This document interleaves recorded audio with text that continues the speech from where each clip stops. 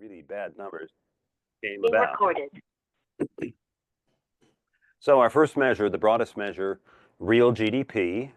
You economists know real means holding the price level constant. So we're going to take out the effect of any price level changes, any inflation, or in this case, deflation.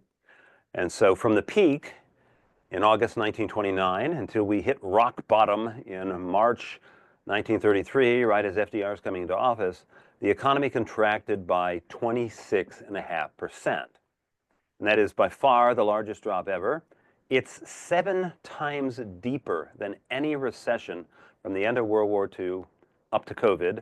Now, COVID was very sharp, but pretty brief, and it's almost twice as big as the as the contraction was during the lockdowns of COVID.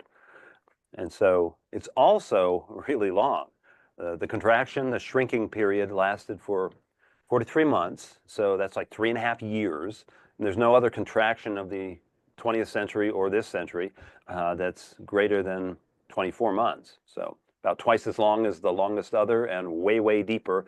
And they used to call recessions depressions, but they retired the name when the Great Depression came along and then switched to calling these things recessions. It wasn't just the big drop off, though. It was also that we stayed below potential for so long.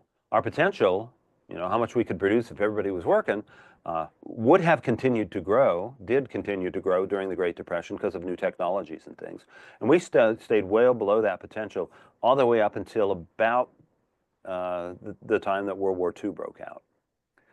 Now, consumers had it rough. We cut back our consumption by about 18%, but the sector of the economy that really, really contracted was investment.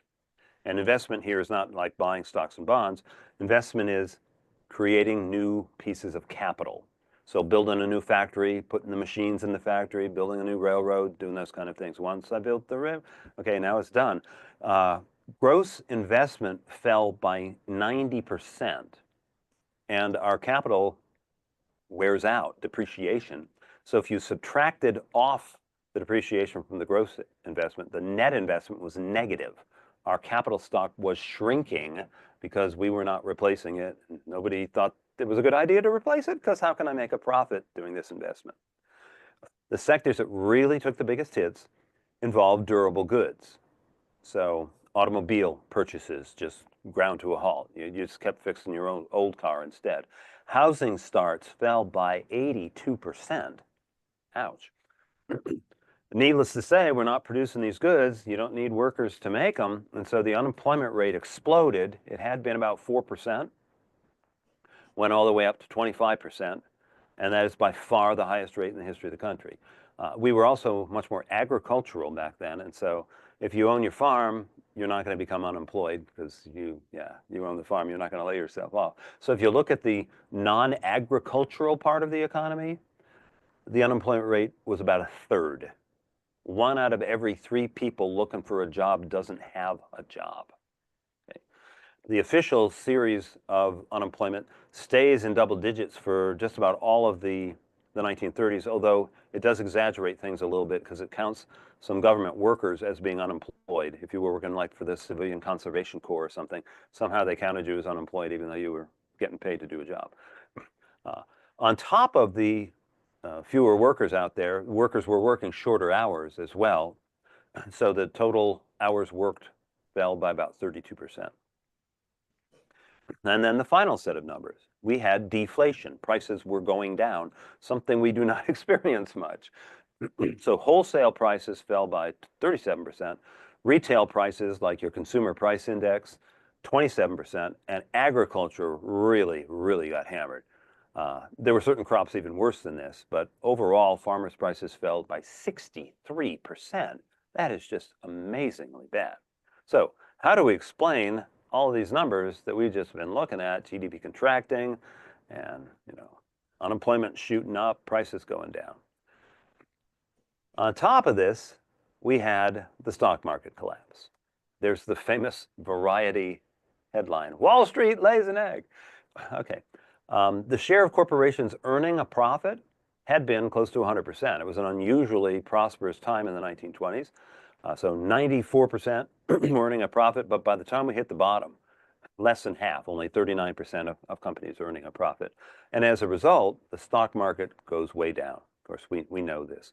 Dow Jones Industrial Average falls. Those are the blue chip stocks. They're falling 85%.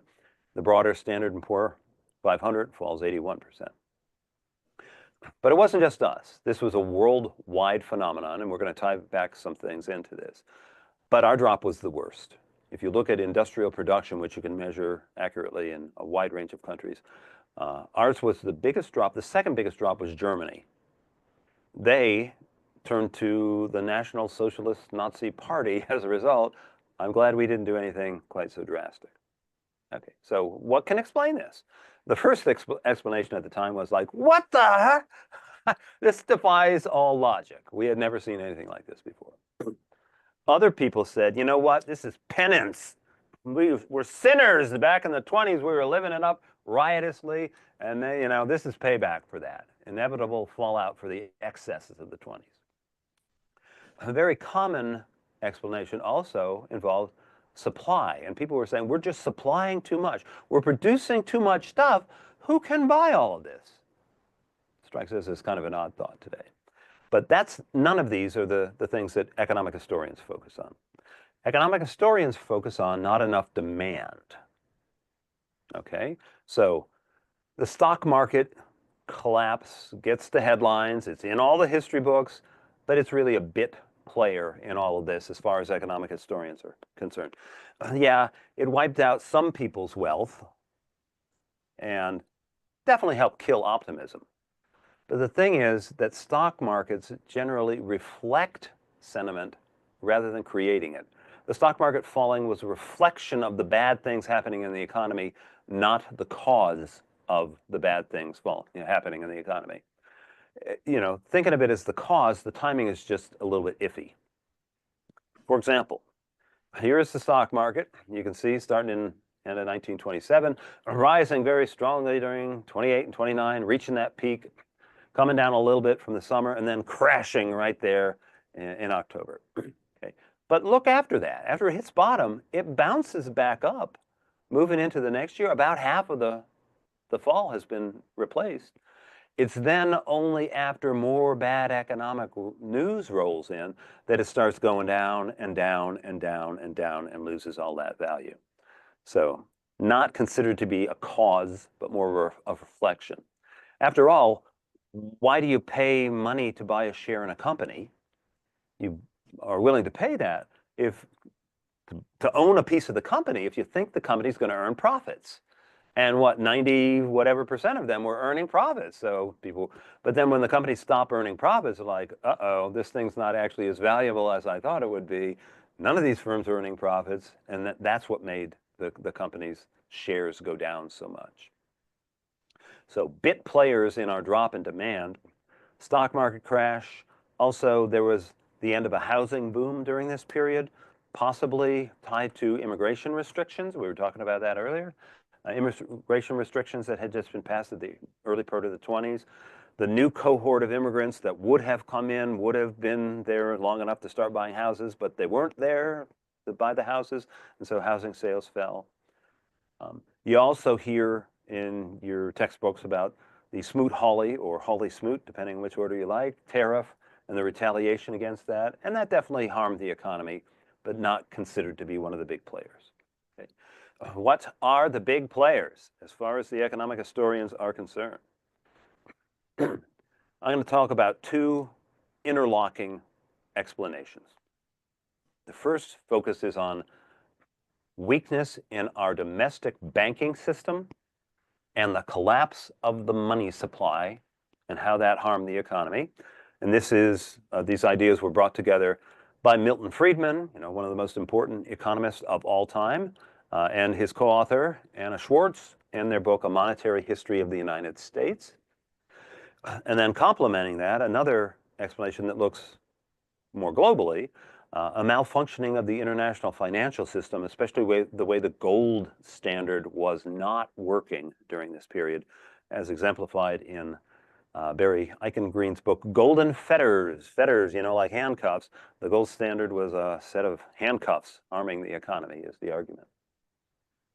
So let's see how the Friedman and Schwartz story about weaknesses in the banking system plays out. Okay. Banks are always in a little bit of a difficult position because they take in all of these deposits and then they use almost all the deposits. They don't sit them back in the vault. No, they use almost all their deposits. They lend them out to households and businesses and stuff. But people can get their deposits out whenever they want, and the bank can't go to the people they lent the money to and say, we need that money now to give back to the depositors. The contract didn't say that. When you borrowed money to buy your car, it didn't say that the bank could ask for all the money back right away. No.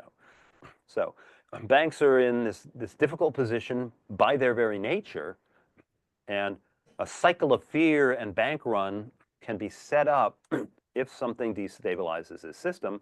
And what destabilized this system was that some people were having a hard time paying back their loans.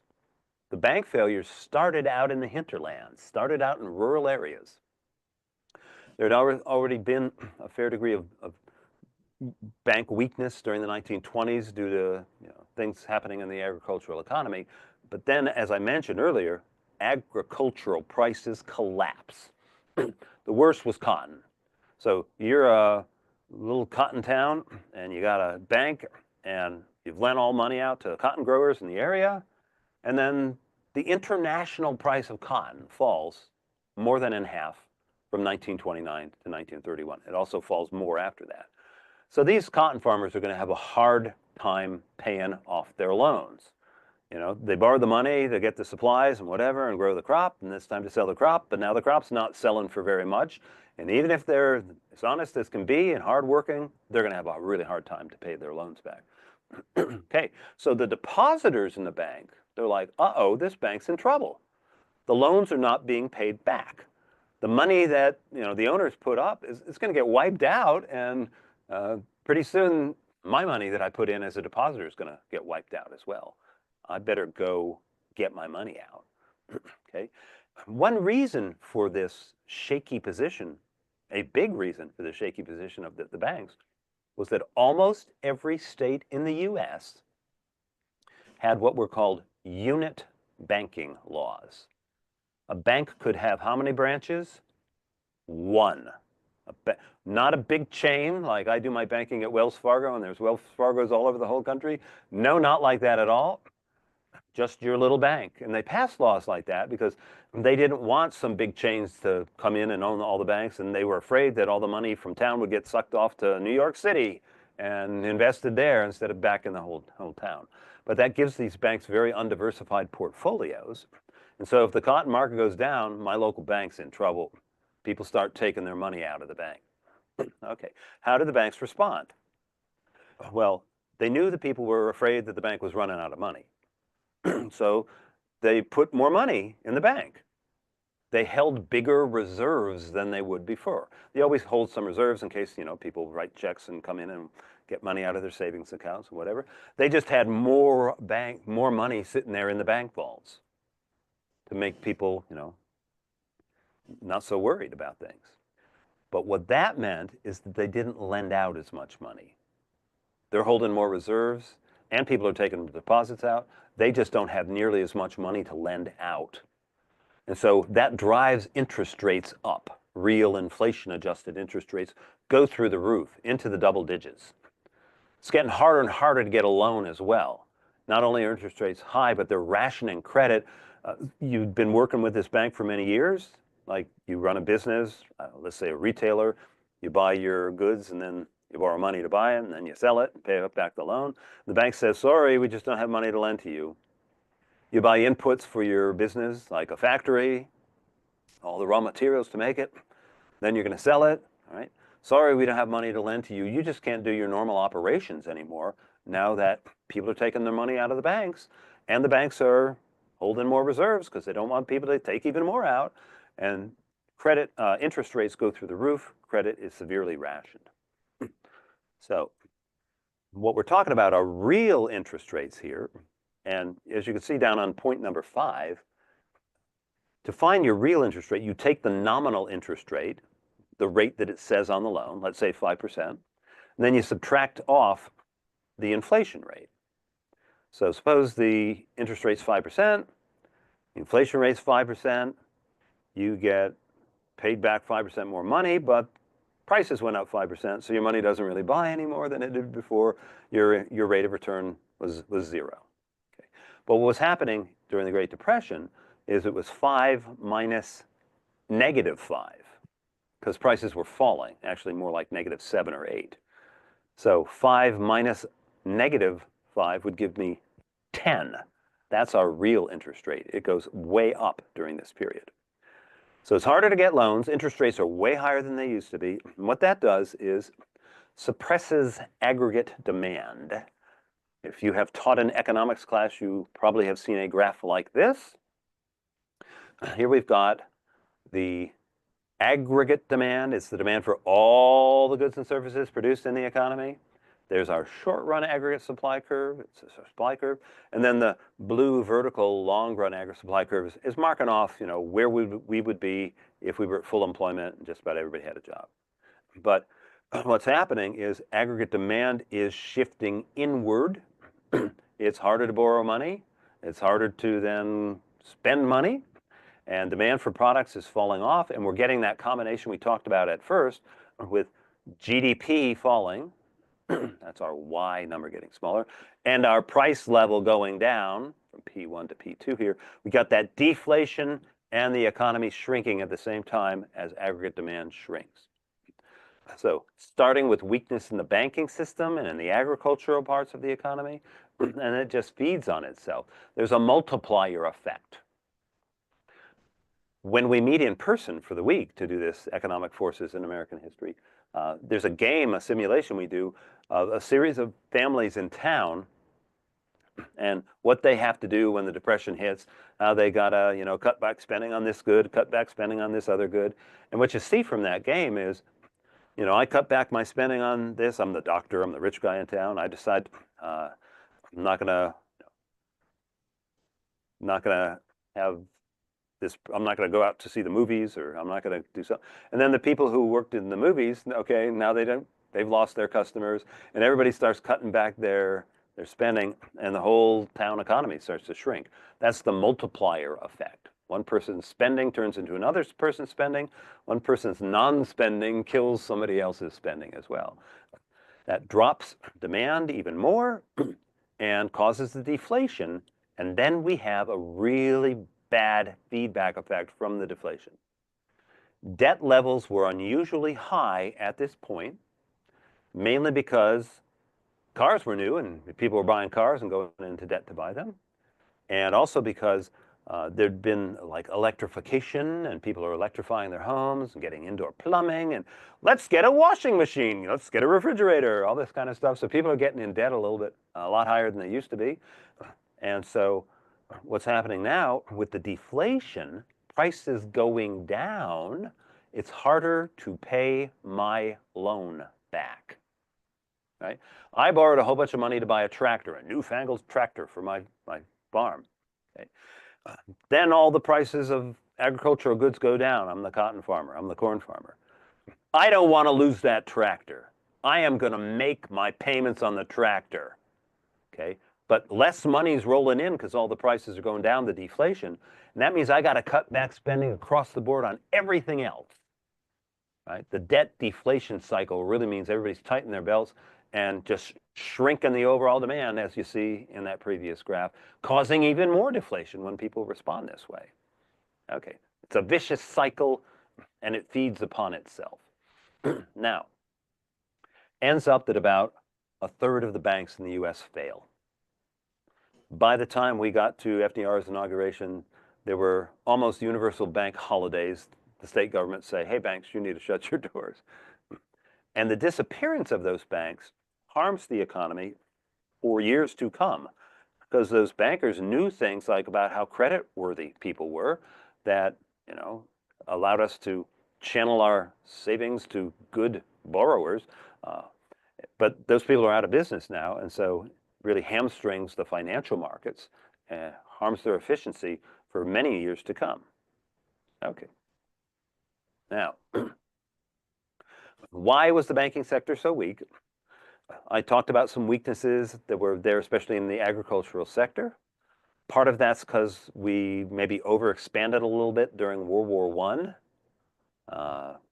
Agricultural prices were really, really high, and so farmers started cultivating some marginal land. But the biggest part was probably the unit banking laws that I talked about. I said that 9,000 banks in the United States failed. Canada had one banking failure, and it was due to like fraud. It wasn't due to the bank being in trouble, due to the loans and stuff. Why? Well, because Canada allowed branch banking. And so if there's one sector of the economy that's doing bad, they had plenty of other branches in the other parts of the economy that are doing okay, and the bank didn't get pulled under. But if you've got an undiversified portfolio, everything's just here in my little cotton town, the bank's probably going to go down.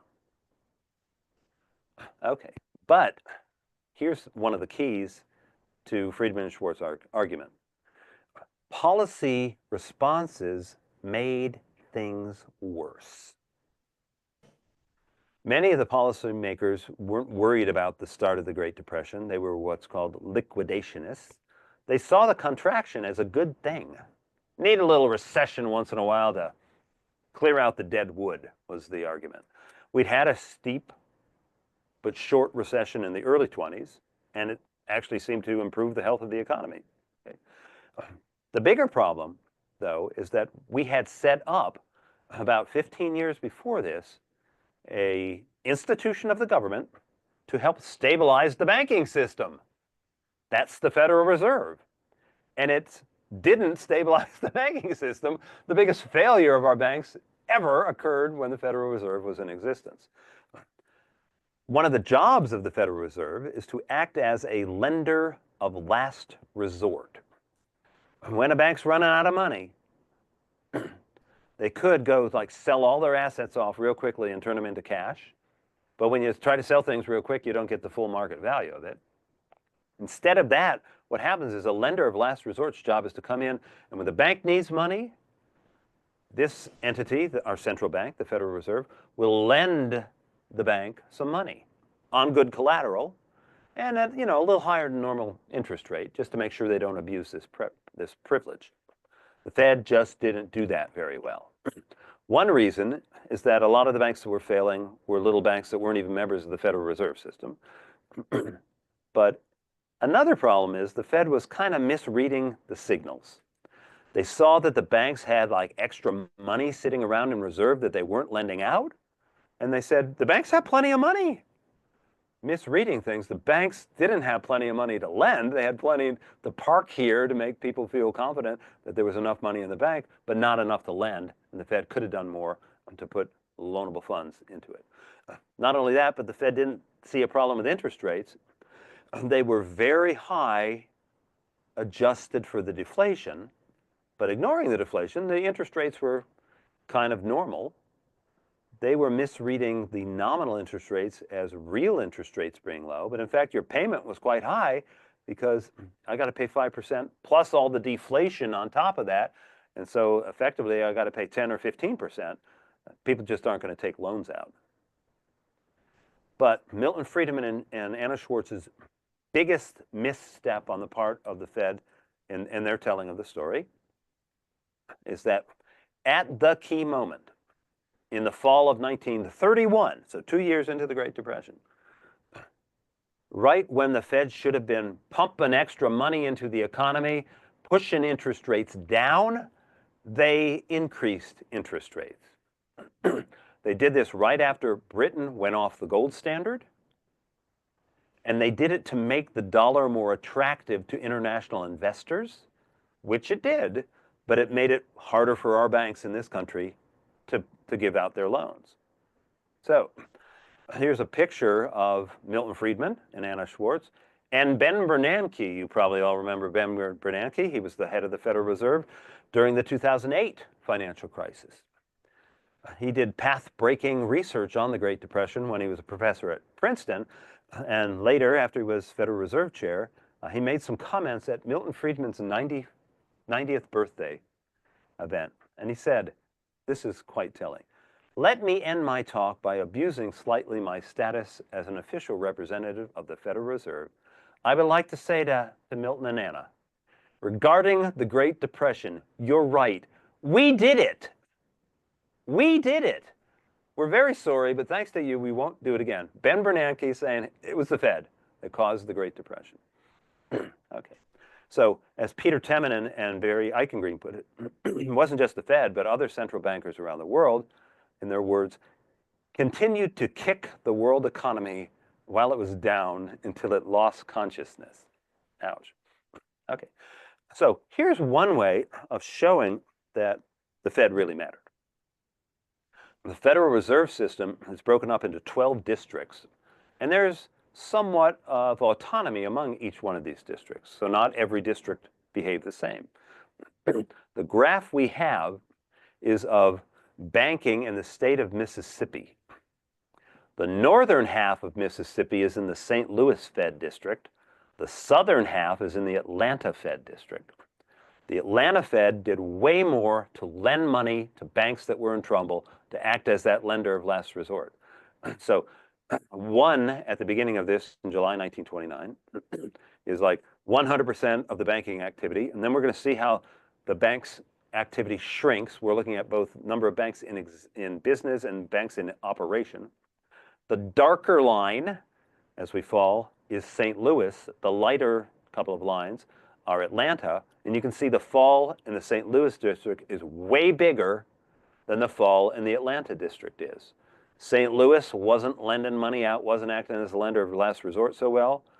Atlanta was doing a lot more of this, and quite a few more of the banks were able to survive in southern Mississippi as a result of this. Okay? Now, let's tie this back into one of the most famous equations in all of economics. If you've taught a little economics, you probably know this one. It's the quantity theory of money. Quantity theory of money starts with this equation. M times V is equal to P times Y. M is our money supply. V is velocity of circulation, how rapidly we spend our money. P is our price level. And then Y is the abbreviation for real GDP, how much we're producing in our economy.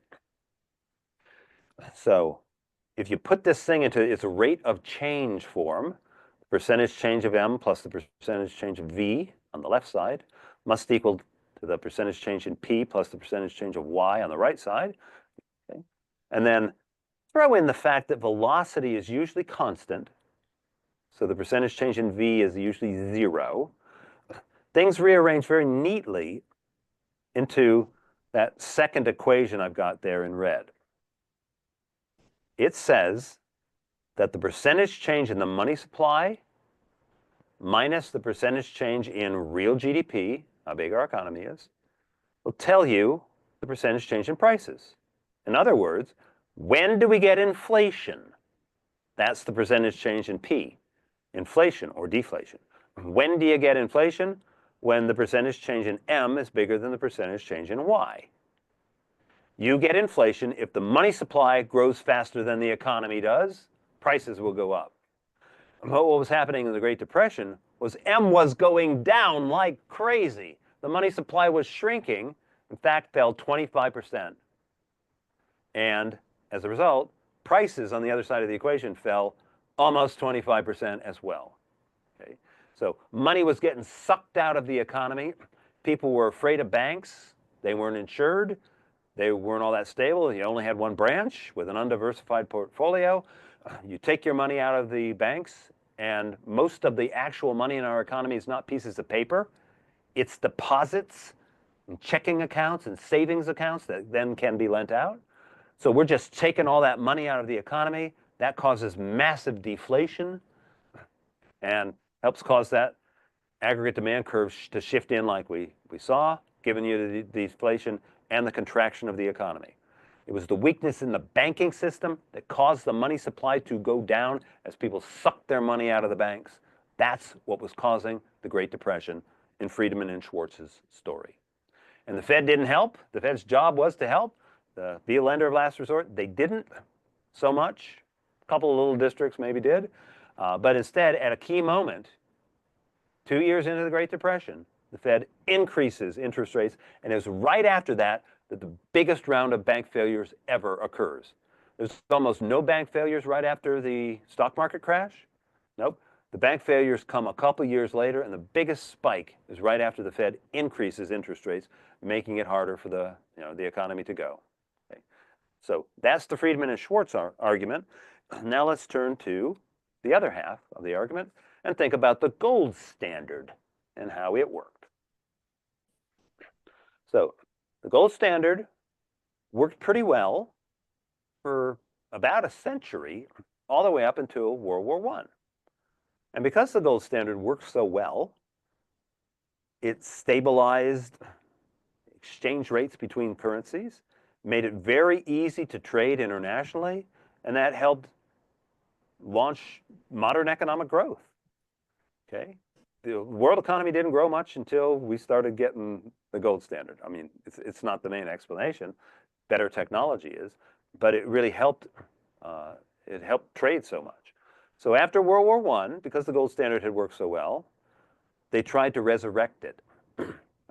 During World War I, countries said, we got to go off the gold standard because it'll wreck our economy if we stay on it during World War I.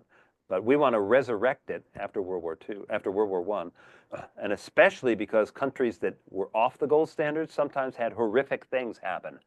Like in Weimar, Germany, you've seen pictures of this, I bet. The hyperinflation that they had, people were bringing in like a wheelbarrow full of money to the store to go shopping. People were burning their money because it was worthless paper. I've seen pictures of kids making kites out of money, wallpaper made out of money, because the money had become useless. That occurs because you can just print up money like it's paper if there's no gold that has to back it up. Okay. So let's step back and think about the rules of the gold standard and why it worked so well, why they wanted to resurrect it, but how they failed to resurrect it after World War I, then triggering the Great Depression. So here's what happens under the gold standard. Each country hopes to convince investors that they're committed to redeeming their currency for a specific amount of gold. Like the US dollar is equal to 23.22 grains of fine gold, and the British pound is equal to 113 grains of fine gold. So if you divide the 113 by the 23.22, you will get the exchange rate between the pound and the dollar. It's a little over 4.5, somewhere in there. At all times, you can trade $4.50 for a pound. Over spans of decades, the exchange rate stays exactly the same. You don't have to worry about fluctuations in currency like we have to worry about these days. But to convince all the investors that you're committed to redeeming your currency for a specific amount of gold, you got to have a lot of gold sitting around. If you don't have enough gold sitting around, people will not believe you. Furthermore, on the gold standard, if you run a trade surplus, so you're exporting more to the rest of the world than you're importing from them, you're sending your goods out, people pay you with gold or currencies backed by gold. Gold flows into your country, and going back to that equation we were just looking at, gold is M. Gold is money. So your money supply goes up when you run a trade surplus because the gold's flowing in, and that causes inflation, prices to go up on the other side of the equation. That means that your goods are getting more expensive, and so people don't buy as many of your goods. You ran a trade surplus, but then your prices go up, and then people don't want to buy as much. Your trade surplus gets pushed back down to zero. And it works the other way with the trade deficit.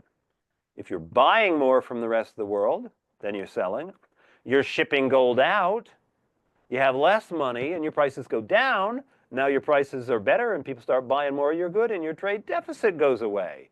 It's like a self-equilibrating system that'll end chronic trade surpluses and deficits. And it's so easy to trade when you have gold. It's like an awesome system when it works.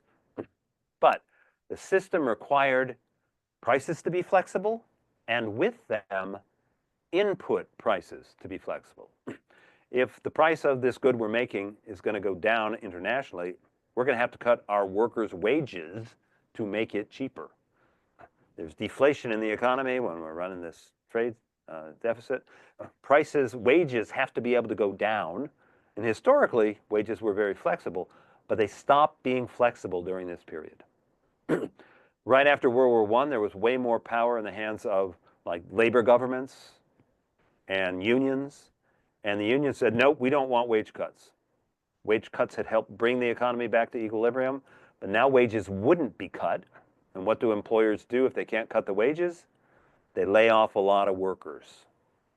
A similar thing happened in the United States. Our wages got less flexible. How do you deal with declining demand? Instead of being able to cut wages, you lay off a lot of workers, and that gets the whole depression multiplier cycle going. Okay. On top of this, wages getting less flexible, is that some countries stopped following the rules of the game. The rules of the game were you run a trade surplus, money comes in, gold comes in, and your money supply goes up.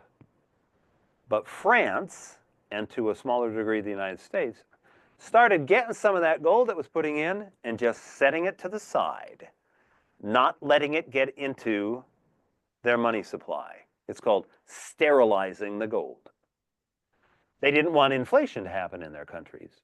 Who does? So they took the gold and kind of parked it over the side and took it out of the money supply. But that meant all over the whole world now there was less gold.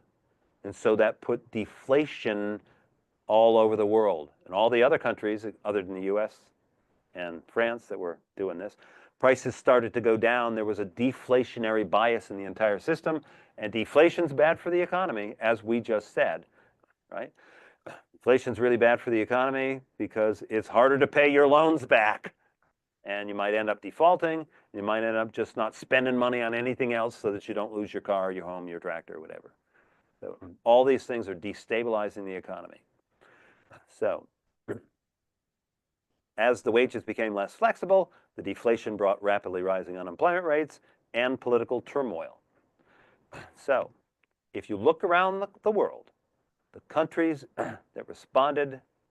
countries began to respond to this chain of events by leaving the gold standard, and one country leaving the gold standard triggered another country leaving the gold standard. So here's how the dominoes fell. Biggest bank in Austria, the Kreditanstalt, goes under. Austria had been weakened by hyperinflation in previous years, so this bank was already in bad shape. So this big Austrian bank goes under, and then a bunch of big German banks that had lent it some money, people were like, uh-oh, these German banks are in trouble. They're not going to get their money back from Austria. I better take my Deutschmark investments and turn them into gold now before the German economy goes down. There was a run on the Deutschmark. It was all converted into gold, and Germany's got to go off the gold standard. Then British investors were like, my British bank has invested in these German banks. They're not going to be able to get their money out in gold. I better turn my pound into gold before the pound, goes off the gold standard as well. A self-fulfilling prophecy. My currency is going to go off the gold standard. I better turn it in for gold right now before it happens. And everybody does this, and of course it happens.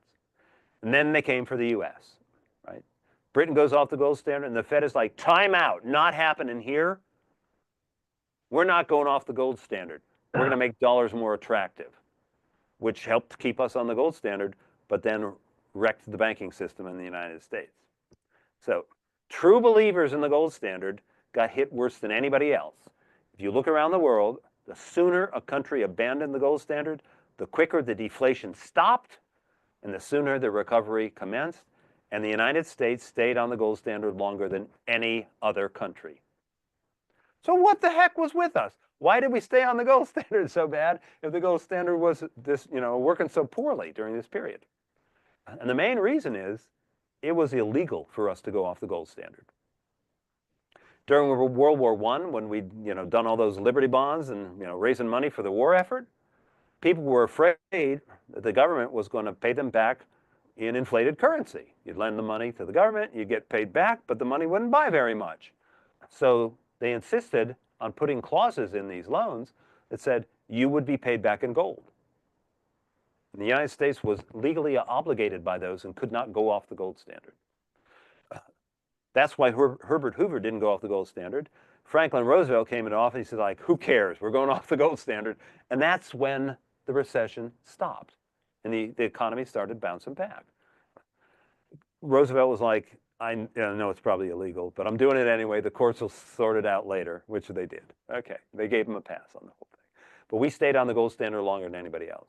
So it's a combination of all the weaknesses in the banking system that I talked about with the unit banking and the Fed doing things, not acting as a lender of last resort, not helping the banking system like it was supposed to, and the malfunctioning of the international gold standard. Bring those things together. That's what it took to give us the Great Depression. It took an odd coincidence of events, including World War I, to put all of these conditions in place.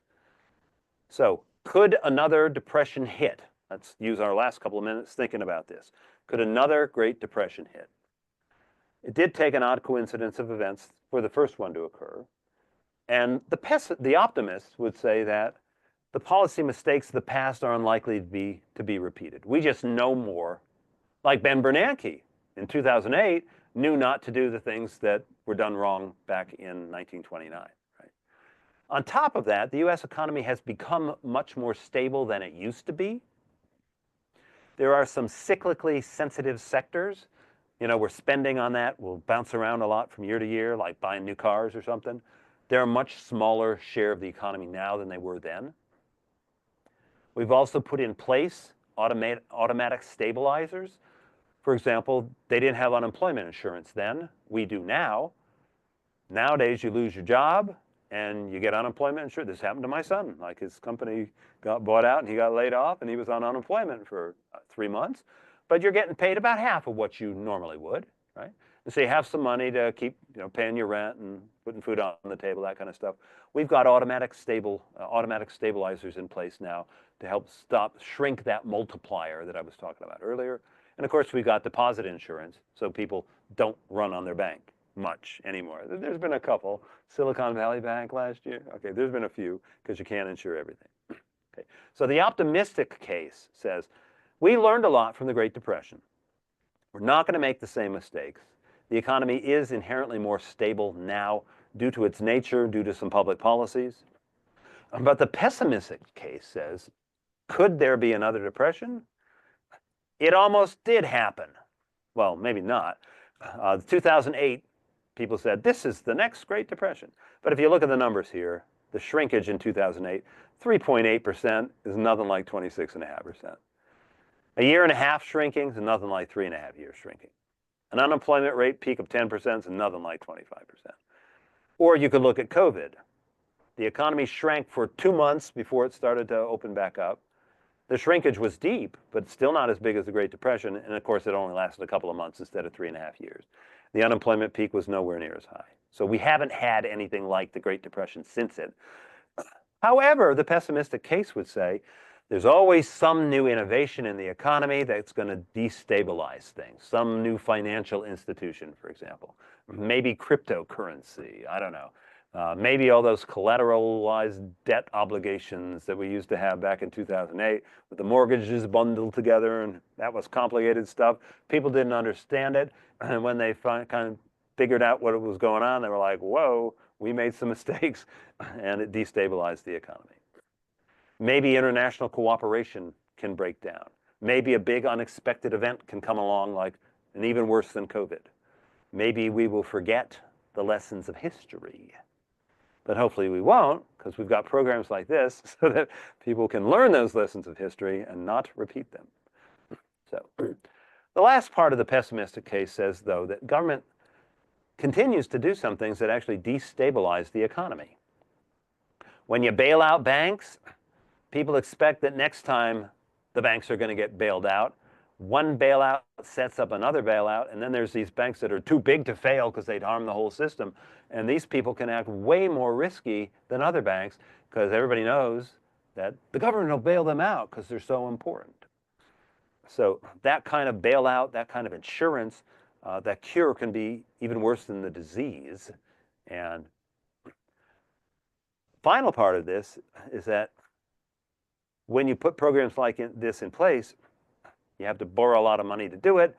The budget deficit gets bigger and bigger. The national debt gets bigger and bigger. You got to increase tax rates now that the national debt's getting big. High tax rates can give you disincentives for people to work and innovate.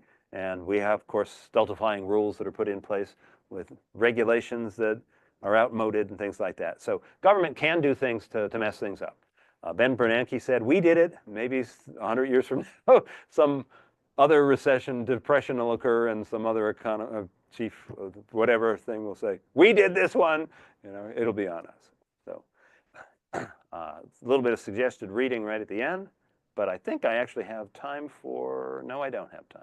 I thought I had time for a couple of questions. Let me get rid of my, where did I go? During the break, that would be easy. Okay, good.